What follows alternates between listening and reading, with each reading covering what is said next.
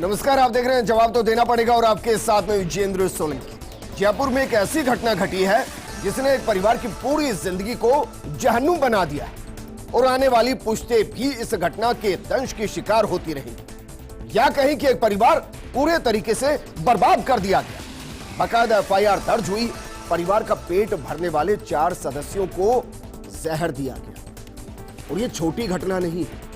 कमाल की बात यह है कि जहर देने वाले का सीसीटीवी में फुटेज भी कैद हो गया। जिन आटे के गोले में जहर भरकर दिया गया वो बरामद हुए। यानी जहर देने वाले के सबूत है, जहर का सबूत है, तो मुर्दा जिस्म है और तो कब तक जिंदा रहेंगे कहा नहीं जा सकता। हम बात करें हाथी गांव में जहर देकर मारी गई हथनियों की। एक की मौत तुरंत हुई, 3 का डॉक्टर ने इलाज किया।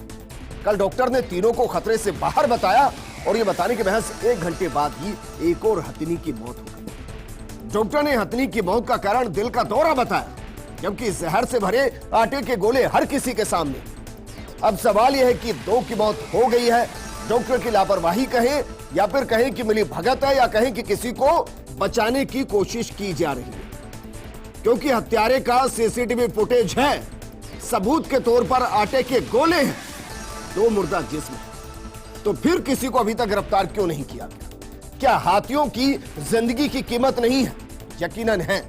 एक हाथी की कीमत लगभग 1 करोड़ के आसपास होती है। अब जरा सोचिए, प्रदेश में किसी भी हिस्से के अंदर, हम कह रहे हैं प्रदेश के किसी भी हिस्से के अंदर किसी के साथ 2 करोड़ का फर्जीवाड़ा लूट हो जाती तो पूरी राजस्थान की पुलिस एक्टिव मोड में होती और यह सबसे बड़ी घटना होती। लेकिन एक महावत का नुकसान क्या मायने नहीं रखता, हाथियों की मौत क्या मायने नहीं रखती? आज बात इसी मुद्दे पर कि इन हत्नियों का हत्यारा आखिर कौन है।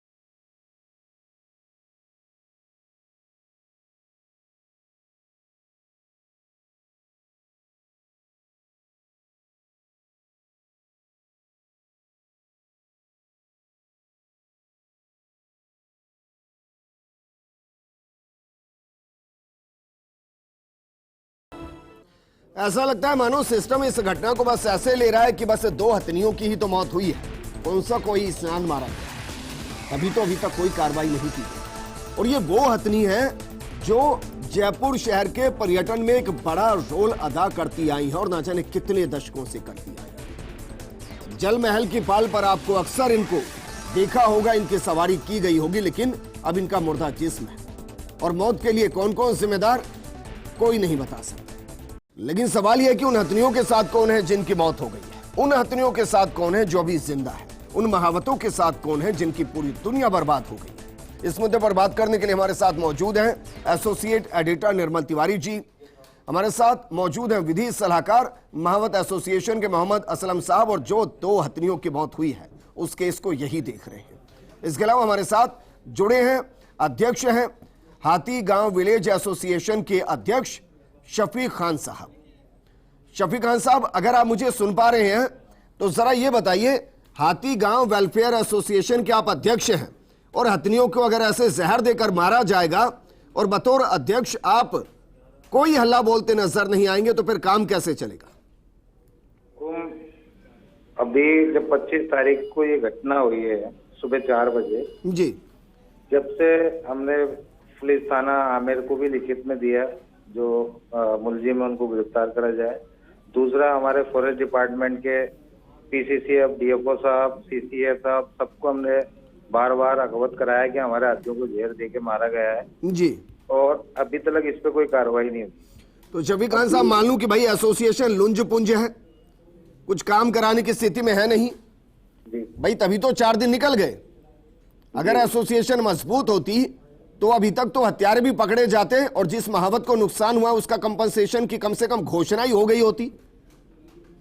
जी, अभी साहब इस कंडीशन में अब नहीं है क्योंकि हमारे 2 हाथी मर गए, जो हमारा परिवार का हिस्सा था, हमारा रोजगार था, हमारा भाई, हमारा दोस्त था, हमारे परिवार का जो हिस्सा था वो चला गया। अभी इस कंडीशन में नहीं है कि हम आगे किसी से 2-4 दिन लड़ पाए, क्योंकि हमारे जो परिवार का जो हिस्सा है वो जा चुका है जी उसी के गम से अभी तक बाहर नहीं आए। हमारे सारे हाथी पालक जितने भी हाथी गांव में जी। सभी को इस बात का बहुत सदमा लगा हुआ है। अच्छा ये बताइए सर, डॉक्टर तो कह रहे थे सब कुशल मंगल है, तीनों खतरे से बाहर हैं, फिर 1 घंटे बाद जिंदगी कैसे चली गई? जो डॉक्टर अरविंद माथुर साहब है या डॉक्टर शुक्ला जी है, अशोक तंवर जी है, ये 3 डॉक्टर जो है 24 घंटे हाथियों की दवा पानी ट्रीटमेंट के लिए लगे हुए हैं। रात को भी ट्रीटमेंट चल रहा है, दिन में भी पूरा ट्रीटमेंट दे रहे हैं। तो उनकी तरफ से तो ट्रीटमेंट पूरा चल रहा है हाथियों को, देख रेख में तो कोई कमी नहीं है। अब ये तो भगवान के हाथ में है जी, इनकी इतनी जिंदगी थी। ऐसा नहीं है शफीक खान साहब, भगवान के हाथ में नहीं है, भगवान ने तो जिंदगी दी थी। उन हाथों का इसमें बड़ा रोल है जिन्होंने जहर दिया है, और उन हाथों का बड़ा रोल है जो कह रहे हैं कि हमने बचा लिया है और 1 घंटे बाद जिंदगियां चली गई हैं। निर्मल तिवारी जी, ये घटना मुझे स्तब्ध इसलिए कर रही है, हो सकता है कि जो हमें देख रहे हो वो कह रहे हो कि भाई 2 हाथी ही तो मरे हैं, लेकिन वो 2 हाथी नहीं है। एक परिवार की पुश्तें बर्बाद हो गई क्योंकि हाथी ही उनकी जिंदगियों को चलाता है और पर्यटन में एक बड़ा रोल अदा करता है। जयपुर के अंदर 2 हाथी मर जाएं, FIR दर्ज हो जाए, CCTV में दिखाई दे जाए, वो गोले बरामद हो जाए जिनमें जहर है, उसके बावजूद अगर कार्रवाई 4 दिन तक ना हो तो क्या कहा जाए? निश्चित तौर पर विजेंद्र, देखिए ये हाथी गांव या आमेर के हाथियों की बात करें तो राजस्थान में अगर हाथी कहीं हैं जिनका पालन पोषण किया जाता है, जिन हाथियों को सफारी या उनसे सवारी करवाई जाती है, वो सब व्यवस्था सिर्फ आमेर या कुंडा के अंदर ही है। 20 साल पहले 121 से ज्यादा हाथी थे इसी हाथी गांव में। आज घटते घटते घटते 84 या 83 की उनकी संख्या रह गई है। कुछ बेच दिए गए, कुछ बाहर ट्रांसपोर्ट कर दिए गए, कुछ दूसरे कार्यक्रमों में भेज दिए गए और कुछ की मौत हो गई। बड़ी बात यह है कि हाथी गांव का जब विकास किया गया था तो इस उद्देश्य से किया गया था कि महावतों को एक जगह मिलेगी, उनके हाथियों को रखने के लिए, हाथी सुरक्षित रहेंगे, हाथी महावतों के जितने भी बच्चे हैं उनको स्कूल की शिक्षा मिलेगी, उनको वहां चिकित्सा मिलेगी और वो मुख्य धारा में आएंगे। और लगातार इस बात का ध्यान रखा जाएगा कि किस तरह से योजनाबद्ध तरीके से पूरे हाथियों को या हाथी सफारी को चलाया जाए।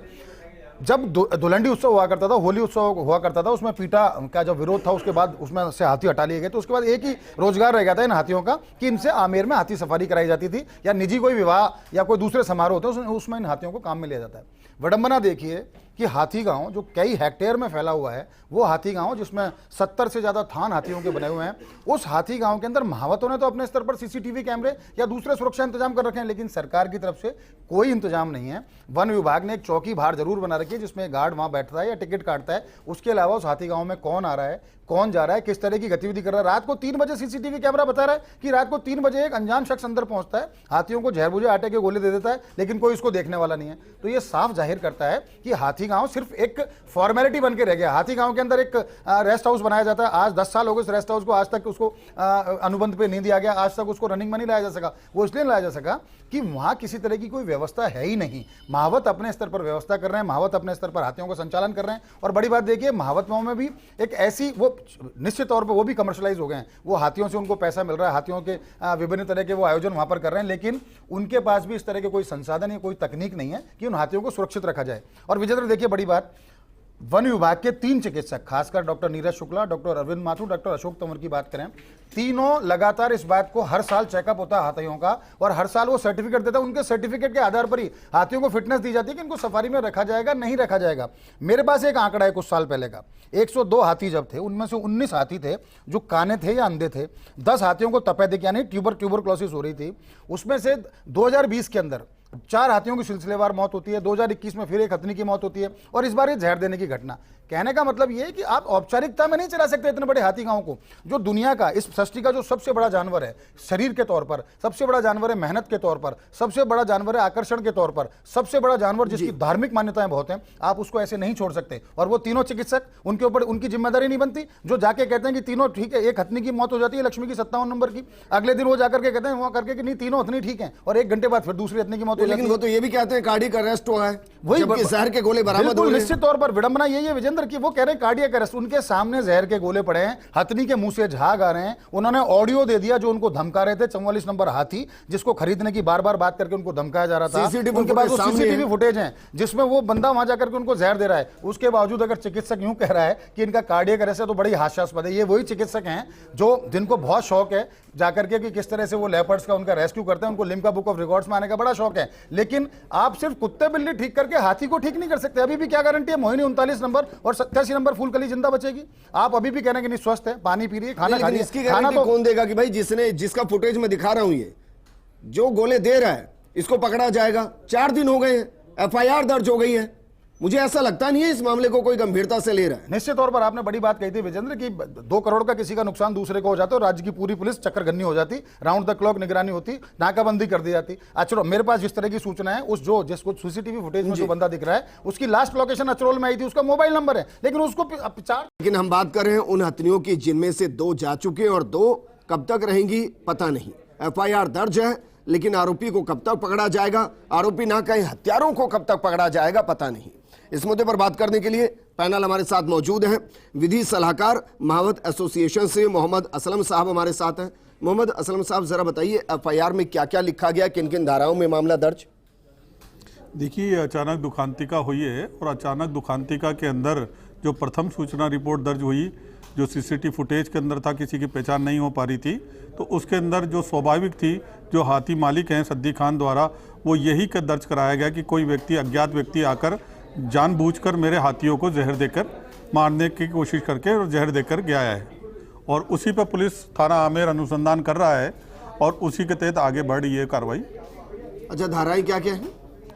धारा तो स्वाभाविक रूप से अभी मैंने एफआईआर की कॉपी हमें मिली नहीं है, उन्होंने क्या दर्ज करी आमिर थाने वालों ने, वो अभी तक किन धाराओं में दर्ज किया प्रकरण वो भी वो दिया नहीं है उन्होंने कॉपी। अच्छा, डिमांड क्या है? कंपनसेशन की, गिरफ्तारी की, सजा देने की, और क्या डिमांड है?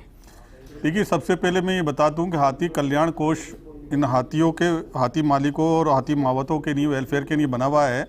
वो राज्य सरकार का नहीं है, वो खुद हाथी मालिकों द्वारा एक संस्था के अंदर कटाया जाता है पैसा, और वो इस दुखांतिका तक। लेकिन दुर्भाग्य की बात है कि उस फंड को भी रिलीज़ नहीं किया जाता है और उस फंड के ऊपर भी एक चेक लगा दिया जाता है, प्रश्न चिन्ह लगा दिए जाते हैं, वो फंड भी उनको उपलब्ध नहीं कराया जाता है, जबकि वो उनका खुद का व्यक्तिगत है। 1200 रुपये अगर उनकी हाथी सवारी आमेर महल में है तो उसके अंदर से 300 रुपये का क्वेश्चन कटता है, जो वेलफेयर के नहीं होता है, हाथी कल्याण कोष के नहीं होता है।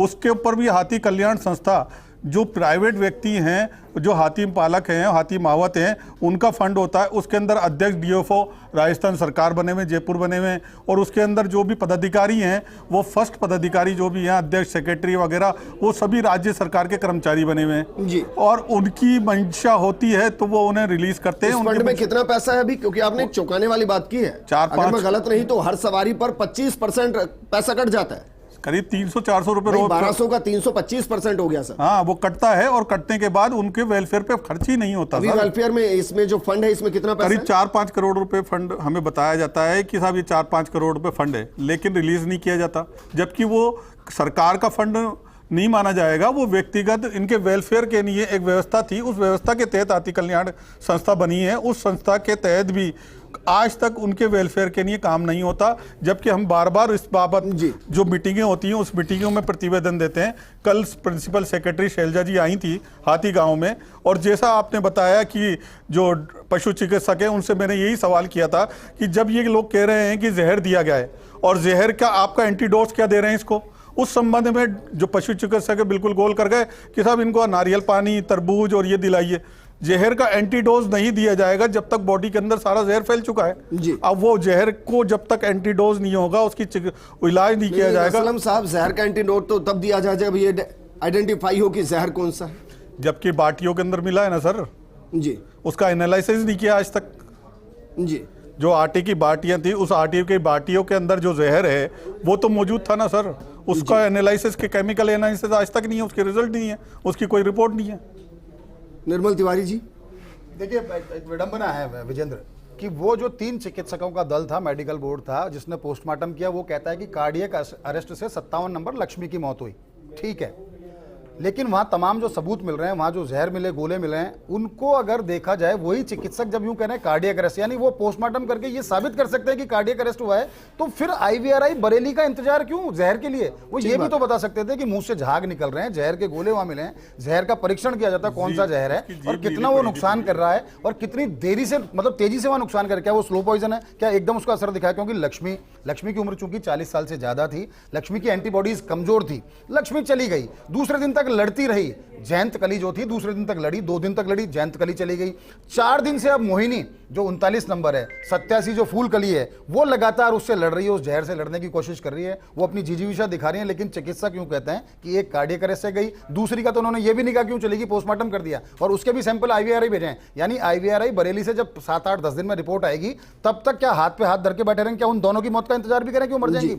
चिकित्सक कितने ज्यादा, मतलब उनके पास कितने टेक्निकली कितने साउंड है वो समझ में आता है। आप घर पे क्लिनिक चलाते हो, आप वहां पर डॉग्स का इलाज करते हो, फिर आप जाके लेपर्ड का इलाज करते हो, आप ट्रैंकुलाइज टाइगर को कर लेते हो, आप दूसरे जो तमाम ऑटर और तमाम दूसरे आप वन्यजीव लेकर के आते हो। अब हाथी की बारी आई, तो क्या आप इतना, आपके पास इतनी नॉलेज है इस चीज की? और जिस तरह से असलम साहब कह रहे हैं कि एंटीडोट दिया गया नहीं है, एंटीडोट तो तब देंगे जब आप ये साबित कर देंगे। अब आप अगर आपने मुंह से यूं बोल देंगे इसको जहर दिया गया है, तो आप फंसते हैं उसके अंदर, क्योंकि जो चिकित्सक कार्डियक अरेस्ट की बात कह चुका, वो अब जहर का एंटीडोट कैसे दे सकता है और देता है, तो निश्चित मानिए कि एक आपराधिक प्रकरण है, क्योंकि उसको पता था जहर दिया गया है। वो संभावनाओं पर नहीं चलती चिकित्सा आपके सामने सबूतों उस पर चलती है, चिकित्सा सिम्टम्स के ऊपर चलती है। तो आप एक तरफ कार्डियक अरेस्ट बता देते हो। लेकिन मुझे समझ नहीं आ रहा कि भाई सीसीटीवी फुटेज में जब सब कुछ दिखाई दे रहा है तो गिरफ्तार करने में समस्या क्या आ रही है?